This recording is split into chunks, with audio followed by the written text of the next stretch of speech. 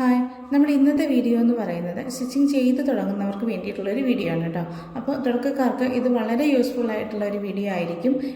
അപ്പോൾ നമ്മൾ വീട്ടിൽ തന്നെ സ്റ്റിച്ച് ചെയ്ത് നമ്മൾ സ്വന്തമായിട്ട് ഉപയോഗിക്കുന്നു, നമ്മുടെ റിലേറ്റീവ്സിനൊക്കെ ഒന്ന് സ്റ്റിച്ച് ചെയ്ത് കൊടുക്കുന്നു, നമ്മുടെ വീടിന് തൊട്ടടുത്തുള്ളവർക്കൊക്കെ ഒന്ന് സ്റ്റിച്ച് ചെയ്ത് കൊടുക്കുന്നു. അപ്പോൾ അങ്ങനെയൊക്കെ ചെയ്ത് കൊടുത്ത് നമ്മുടെ സ്റ്റിച്ചിങ് പെർഫെക്റ്റ് ആക്കാൻ ശ്രമിക്കുന്നവർക്കും നമുക്കൊരു സ്റ്റിച്ചിങ് കംപ്ലീറ്റ് ആയിട്ട് നമുക്ക് നല്ല രീതിയിൽ പഠിക്കണം എന്നുള്ളവർക്കൊക്കെ അങ്ങനെയൊക്കെയുള്ളവർക്ക് വേണ്ടിയിട്ടുള്ള ഒരു വീഡിയോ ആണ് കേട്ടോ. അപ്പോൾ നമുക്ക് വീഡിയോയിലോട്ട് പോകാം. നമ്മൾ വീട്ടിൽ നമുക്കൊരു കസ്റ്റമർ വന്നു കഴിഞ്ഞാൽ, വീട്ടിലായിക്കോട്ടെ, ഇനിയിപ്പോൾ നമ്മളൊരു തയ്യൽ കടയിൽ ജോലിക്ക് പോകുന്ന ഒരാളാണെങ്കിലും ആയിക്കോട്ടെ കേട്ടോ, ചെറിയ ചെറിയ തയ്യൽ ജോലികളൊക്കെ ചെയ്തിട്ട് ഉള്ളവരൊക്കെ ഉണ്ടായിരിക്കും. അപ്പോൾ അങ്ങനെ ജോലിക്ക് പോകുന്ന ഒരാളാണെങ്കിലും ആയിക്കോട്ടെ, നമുക്കൊരു കസ്റ്റമർ വന്നു കഴിഞ്ഞാൽ നമ്മൾ എന്തൊക്കെയാണ് ചെയ്യേണ്ടത്, ഏതൊക്കെ മെഷർമെൻറ്റ്സ് ആണ് നമ്മൾ എടുക്കേണ്ടത് എന്നൊക്കെ ഉള്ളതിനെ കുറിച്ചിട്ടുള്ളതാണ് നമ്മുടെ ഈ വീഡിയോ കേട്ടോ. അതിനായിട്ട് നമുക്ക് ആദ്യം വേണ്ടത് ഒരു മെഷർമെൻറ്റ് ബുക്കാണ്. മെഷർമെൻറ്റ് ബുക്ക് എന്ന് പറയുമ്പോൾ അതൊരു നോട്ട്ബുക്ക് ആവാം, ഇല്ലെങ്കിൽ നമ്മുടെ കയ്യിലുള്ള ഒരു പഴയ ഡയറി ആവാം, ഇല്ലെങ്കിൽ നമുക്കിപ്പോൾ പ്രിൻ്റ് ചെയ്തെടുക്കാൻ പറ്റുന്നവർക്കാണെങ്കിൽ അത് പ്രിൻ്റ് ചെയ്തെടുക്കാം. അത്രയും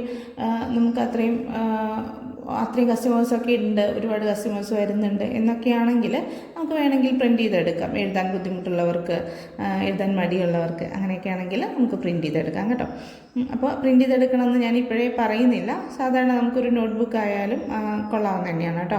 അപ്പോൾ ബോട്ടിക്കിൽ അങ്ങനെയൊക്കെ ഉള്ളവർക്കൊക്കെ ആണെങ്കിൽ അവർക്ക് അതിൻ്റെ ഒരു ബ്രാൻഡ് നെയിമോ ലോഗോയോ ഒക്കെ വെച്ചിട്ടുള്ള ഒരു ബുക്ക് പ്രിൻ്റ് ചെയ്ത് തന്നെ എടുത്തിട്ട് ഉപയോഗിക്കാവുന്നതാണ് കേട്ടോ. അപ്പോൾ സ്റ്റിച്ച് ചെയ്ത് തുടങ്ങുന്നവർക്കുള്ളൊരു വീഡിയോ ആയതുകൊണ്ട് തന്നെ അതിൻ്റെ ലോഗോയും ബ്രാൻഡിൻ്റെയും കാര്യത്തെക്കുറിച്ചൊന്നും ഇപ്പോൾ പറയുന്നില്ല. അപ്പം എന്തായാലും നമ്മളൊരു ബുക്ക് പ്രിൻ്റ് ചെയ്ത ബുക്ക് ഉപയോഗിക്കുകയാണെങ്കിൽ നമുക്കതിനൊരു ഓർഡർ നമ്പരും എല്ലാം ഇട്ടിട്ട് നമുക്കത് കറക്റ്റായിട്ട് ഒരു ബില്ല് നമുക്ക് കസ്റ്റമറുടെ കയ്യിലും നമ്മുടെ കയ്യിലൊക്കെ സൂക്ഷിക്കാവുന്നതാണ്. അപ്പോൾ അത് ഒരുപാട് ഓർഡേഴ്സ് വരുന്നവർക്ക് ഉപയോഗിക്കാൻ പറ്റുന്ന രീതിയിലുള്ള ഇതാണ് കേട്ടോ. അപ്പം ഞാനത് ആദ്യം തന്നെ അതിനെക്കുറിച്ച് പറയുന്നില്ല. നമ്മൾ മെഷർമെൻറ്റ് എടുക്കുന്ന സമയത്ത് നമ്മൾ തന്നെ നമുക്കായിട്ട് ഒരു ഫോമാറ്റ് ഉണ്ടാക്കിയെടുക്കണം. എന്ന് വെച്ചാൽ നമ്മൾ ആദ്യം ഒരളവെടുത്തു, അതിന് താഴെ അത് അടുത്ത അളവ് തന്നെ എടുക്കണം എന്നുള്ള രീതിയിൽ നമുക്കതിൻ്റെ ഷോർട്ട് ഫോം എഴുതിയാലും നമുക്ക് മനസ്സിലാവാത്തക്ക രീതിയിൽ നമ്മളായിട്ട് അതിൻ്റെ ഒരു ഫോമാറ്റ് ഉണ്ടാക്കിയെടുത്ത് വെക്കണം. അപ്പം നമ്മളങ്ങനെ അളവെടുക്കാൻ ശ്രമിക്കുക. ഇടയ്ക്കോട്ട് കയറി അടുത്തത് അങ്ങനെ എടുക്കാതിരിക്കുക. നമ്മൾ 1 by 1 ആയിട്ട് തന്നെ എടുക്കാൻ ശ്രദ്ധിക്കുക. അപ്പോൾ നമ്മളതിൻ്റെ ഷോർട്ട് ഫോം എഴുതിയാലും നമുക്കത് കറക്റ്റായിട്ട് മനസ്സിലാവും. അപ്പോൾ അതിൻ്റെ ഒരു ഫോർമാറ്റ് എന്ന് പറയുന്നത് നമുക്ക് എല്ലാവർക്കും മനസ്സിലാവത്തക്ക രീതിയിലുള്ള ഒരു ഫോർമാറ്റ് എന്ന് പറയുന്നത്, നമ്മളൊരു കസ്റ്റമർ വന്നു കഴിഞ്ഞാൽ നമ്മൾ അവരുടെ ഫുൾ ലെങ്ത്ത്, ഇപ്പോൾ ചുരിദാറാണെങ്കിൽ ചുരിദാർ, അല്ലെങ്കിൽ ഗൗൺ ആണെങ്കിൽ ഗൗണ്, ഇല്ലെങ്കിൽ ബ്ലൗസ് ആണെങ്കിൽ ബ്ലൗസ്, അങ്ങനെ ഏത് രീതിയിലാണോ അതിൻ്റെ ഫുൾ ലെങ്ത്ത് എടുക്കാനായിട്ട് ശ്രദ്ധിക്കുക. ആ ഫുൾ ലെങ്ത്തിന് നമുക്ക് FL എന്ന് പറഞ്ഞിട്ട് നമുക്ക് നോട്ട് ചെയ്ത് വെക്കാം. അപ്പോൾ നമ്മൾ ഇപ്പോൾ ഒരു ബുക്കിൽ എഴുതുന്ന സമയത്ത് FL എന്ന് എഴുതിയിട്ട് നമുക്ക് നോട്ട് ചെയ്ത് വെക്കാം. ഫുൾ ലെങ്ത് എന്ന് നമ്മൾ ഫുള്ളായിട്ട് എഴുതേണ്ട കാര്യമില്ല. അപ്പോൾ നെക്സ്റ്റ് നമ്മളതിൻ്റെ ഷോൾഡർ എന്ന് പറയുമ്പോൾ നമുക്കതിനെ SH എന്ന് പറഞ്ഞിട്ട് നമുക്ക് എഴുതി വയ്ക്കാം. SH എന്ന് പറഞ്ഞ് ഷോൾഡർ നമുക്ക് എഴുതിയിട്ട് ഷോൾഡർ മാർക്ക് ചെയ്യാം.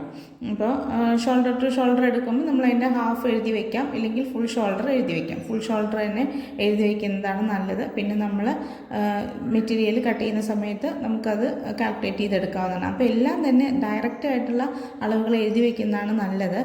പിന്നെ നമ്മൾ സിം അലവൻസും അതുപോലെ ഇപ്പം ഡിവൈഡ് ചെയ്യേണ്ടതുണ്ടെങ്കിൽ അങ്ങനെ, ഇൻറ്റു ചെയ്യേണ്ടതുണ്ടെങ്കിൽ അങ്ങനെയൊക്കെ ഉണ്ടെങ്കിൽ നമ്മൾ പ്ലസ് ചെയ്തെടുക്കണമെങ്കിൽ അങ്ങനെയൊക്കെ ഉണ്ടെങ്കിൽ നമ്മളത് കട്ട് ചെയ്യുന്ന സമയത്ത് ചെയ്യുന്നതായിരിക്കും നല്ലത്. നമ്മൾ മെഷർമെൻറ്റ് എഴുതി വയ്ക്കുമ്പോൾ നമ്മൾ അതേ മെഷർമെൻറ്റ് തന്നെ ഡയറക്റ്റായിട്ട് എഴുതി വയ്ക്കാൻ ശ്രദ്ധിക്കാം. പിന്നെ അടുത്ത വരുന്നത് സ്ലീവ് ലെങ്ത്താണ്. സ്ലീവ് ലെങ്ത്ത് വരുമ്പോൾ SL എന്ന് നമുക്ക് അടയാളപ്പെടുത്തി വയ്ക്കാം. SL എന്ന് നമുക്ക് എഴുതി വയ്ക്കാം. നെക്സ്റ്റ് സ്ലീവ് റൗണ്ട് വരുന്ന സമയത്ത് SR എന്ന് നമുക്ക് എഴുതി വയ്ക്കാം. SR എന്ന് നമുക്ക് എഴുതാം. അതുപോലെ ഒരു നെക്സ്റ്റ് വരുന്നത് മസിൽ റൗണ്ടാണ്. അതെല്ലാവരും മിക്ക ആൾക്കാരും സ്കിപ്പ് ചെയ്യുന്ന ഒരു കാര്യമാണ് മസിൽ റൗണ്ട് എന്ന് പറയുന്നത്. അപ്പോൾ ചിലർക്ക് കൈക്ക് വണ്ണം കൂടുതലൊക്കെ ഉണ്ടെങ്കിൽ നമുക്ക് ഈ മസിൽ റൗണ്ട് ഭയങ്കര ഇമ്പോർട്ടൻ്റ് ആയിട്ടുള്ള ഒരു കാര്യമാണ്. അപ്പോൾ ചിലപ്പോൾ അവർക്കത് ഇടുമ്പോൾ കൈയുടെ താഴത്തോട്ട് വണ്ണം കുറവും മസിലിന് അവിടെ വണ്ണം കൂടുതലും ആണെങ്കിൽ കൈയൊക്കെ ഇടുന്ന സമയത്ത് ടൈറ്റായി പോകാൻ ചാൻസ് ഉണ്ട്. അതുകൊണ്ട് മസിൽ റൗണ്ട് കുറച്ചുകൂടി ഇമ്പോർട്ടൻ്റ് ആയിട്ടുള്ള ഒരു കാര്യമാണ് കേട്ടോ. അപ്പോൾ അത് മിക്കവരും സ്കിപ്പ് ചെയ്യുന്ന ഒരു കാര്യം കൂടിയാണ്. നമ്മളത് എടുക്കാൻ ശ്രമിക്കുക. അപ്പോൾ കുറച്ചുകൂടി പെർഫെക്റ്റ് ആയിട്ട് നമുക്ക് ചെയ്യാൻ പറ്റും. മസിൽ റൗണ്ടിനെ നമുക്ക് MR എന്ന് പറഞ്ഞിട്ട് നോട്ട് ചെയ്ത് വയ്ക്കാവുന്നതാണ് കേട്ടോ. നെക്സ്റ്റ് ആം റൗണ്ട് നമ്മൾക്ക് AR എന്ന് പറഞ്ഞിട്ട് നോട്ട് ചെയ്ത് വയ്ക്കാവുന്നതാണ്. അടുത്ത വരുന്നത് ചെസ്റ്റ് റൗണ്ടാണ്. ചെസ്റ്റ് റൗണ്ടിന് CH എന്ന് പറഞ്ഞിട്ട് നമുക്ക് നോട്ട് ചെയ്യാം. നെക്സ്റ്റ് വരുന്നത് ബ്രസ്റ്റ് റൗണ്ടാണ്. ബ്രസ്റ്റ് റൗണ്ടിന് BR എന്നും പറഞ്ഞിട്ട് നോട്ട് ചെയ്യാം കേട്ടോ. അപ്പോൾ ഈ ചെസ്റ്റ് റൗണ്ടും അതുപോലെ ബ്രസ്റ്റ് റൗണ്ടും വളരെ ഇമ്പോർട്ടൻ്റ് ആയിട്ടുള്ളതാണ്. ചിലർ ബ്രസ്റ്റ് റൗണ്ട് മാത്രമേ എടുക്കാറുള്ളൂ. ചെസ്റ്റ് റൗണ്ടും കൂടി എടുക്കുന്നത് നല്ല പെർഫെക്റ്റ് ആയിട്ട് സ്റ്റിച്ച് ചെയ്യാനായിട്ട് വളരെ നല്ലതാണ്. അപ്പോൾ രണ്ടും ഇമ്പോർട്ടൻ്റ് ആയ കാര്യം തന്നെയാണ് കേട്ടോ. അപ്പോൾ നെക്സ്റ്റ് വരുന്നത് വേസ്റ്റ് റൗണ്ടാണ്. വേസ്റ്റ് റൗണ്ട് നമുക്ക് WR എന്ന് പറഞ്ഞിട്ട് നോട്ട് ചെയ്യാവുന്നതാണ്.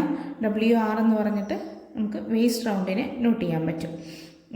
പിന്നെ വരുന്നത് ഹിപ്പ് റൗണ്ടാണ്. ഹിപ്പ് റൗണ്ടിന് HR എന്ന് പറഞ്ഞിട്ട് നമുക്ക് നോട്ട് ചെയ്യാം.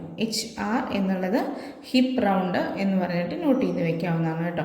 അപ്പോൾ എല്ലാം നമുക്ക് ഡയറക്റ്റ് ആയിട്ടുള്ള മെഷർമെൻറ്റ് തന്നെ എഴുതി വെക്കണം കേട്ടോ. നെക്സ്റ്റ് നമ്മൾ സാധാരണ സ്കിപ്പ് ചെയ്ത് പോകുന്ന ഒരു കാര്യമാണ് ഈ ഹിപ്പ് റൗണ്ട് നോക്കിക്കഴിഞ്ഞ് പിന്നെ നമ്മൾ ചിലപ്പം ഇപ്പോൾ ചുരിദാറൊക്കെ തയ്ക്കുന്നവരാണെങ്കിൽ അവർക്ക് ചിലപ്പോൾ വയറൊക്കെ ഉള്ളവരുണ്ടാവും. അപ്പോൾ നമ്മൾ ഇത്രയും അളവുകൾ മാത്രം എടുത്തിട്ട് സ്റ്റിച്ച് ചെയ്ത് കഴിഞ്ഞാൽ അവർക്ക് വയറിൻ്റെ അവിടെയൊക്കെ ടൈറ്റായി പോകാനൊക്കെ ചാൻസ് ഉണ്ട്. അപ്പോൾ സ്റ്റിച്ചിങ് എല്ലാം അറിയുന്ന ഒരാൾക്കല്ല കേട്ടോ നമ്മളിത് പറഞ്ഞു കൊടുക്കുന്നത്. അപ്പോൾ ചെറുതായിട്ട് സ്റ്റിച്ചിങ് ചെയ്ത് തുടങ്ങുന്ന തുടക്കക്കാർക്കുള്ളതാണ് കേട്ടോ. അപ്പോൾ അവർ ചിലപ്പോൾ സ്കിപ്പ് ചെയ്ത് പോണ കാര്യങ്ങളാണ് ഇതൊക്കെ.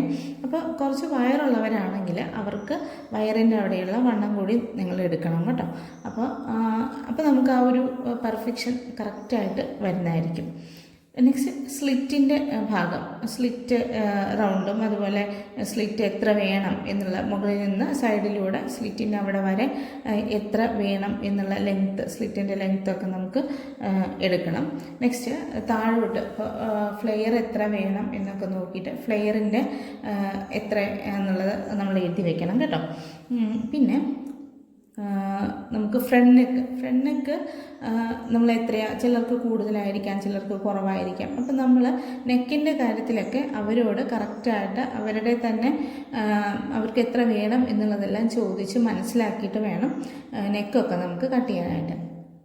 അപ്പോൾ ഫ്രണ്ട് നെക്ക് FN എന്നും ബാക്ക് നെക്ക് BN എന്നും നമുക്കത് നോട്ട് ചെയ്ത് വെക്കാവുന്നതാണ് കേട്ടോ.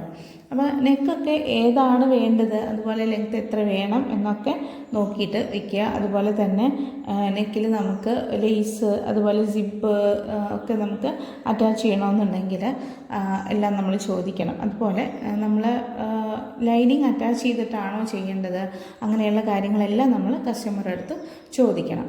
പിന്നെ നമുക്ക് തരുന്ന ഈ മെഷർമെൻറ്റ്സിൽ വ്യത്യാസം വരുന്നത് വരെ, ഇപ്പോൾ അവർ ഒരു 2-3 മാസം വരെയൊക്കെ നമുക്ക് ഉപയോഗിക്കാൻ പറ്റുന്നതാണ് ഈ ഒരു മെഷർമെൻറ്റ്സ്.